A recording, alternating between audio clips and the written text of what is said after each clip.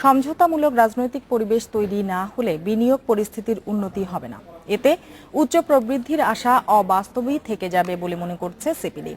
রোববার দেশের সামষ্টিক অর্থনৈতিক পরিস্থিতি নিয়ে এক সংবাদ সম্মেলনে এসব কথা জানিয়েছে বেসরকারি গবেষণা সংস্থাটি। অর্থবছরের শুরুটাই হয়েছিল রাজনৈতিক অস্থিরতা দিয়ে। হরতাল অবরোধে কেটেছে আরও 6 মাস। নির্বাচনের পর সহিংসতা বন্ধ হলেও বিনিয়োগে আস্থা ফেরেনি। এতে উচ্চ প্রবৃদ্ধির আশা রয়ে গেছে দুরাশায়। সিপিডির মতে দেশের সামষ্টিক অর্থনীতি স্থিতিশীল থাকলেও তা থমকে আছে। মূল্যস্ফীতি নিয়ন্ত্রণে থাকলেও কমে গেছে ব্যক্তিখাতে ঋণের প্রবাহ।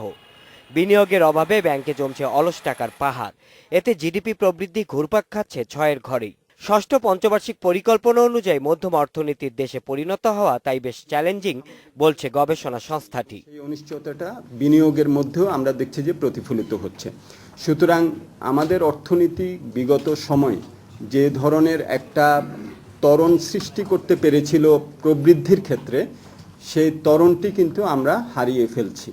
সিবিডি বলছে আমদানি কমে যাওয়ায় রাজস্ব আদায় পরিস্থিতি বেশ নাজুক। প্রকল্প বাস্তবায়নে ধীরগতির কারণে কমছে বিদেশি সহায়তার পরিমাণও।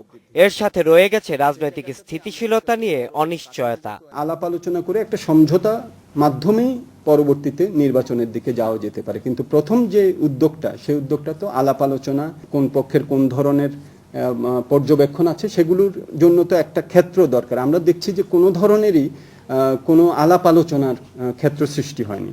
অচল অবস্থা কাটাতে সরকারি বিনিয়োগের যথাযথ ব্যবহারের কথা বলছে CPD.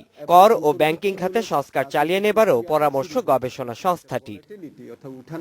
Shaon Hasnat, independent news, Dhaka.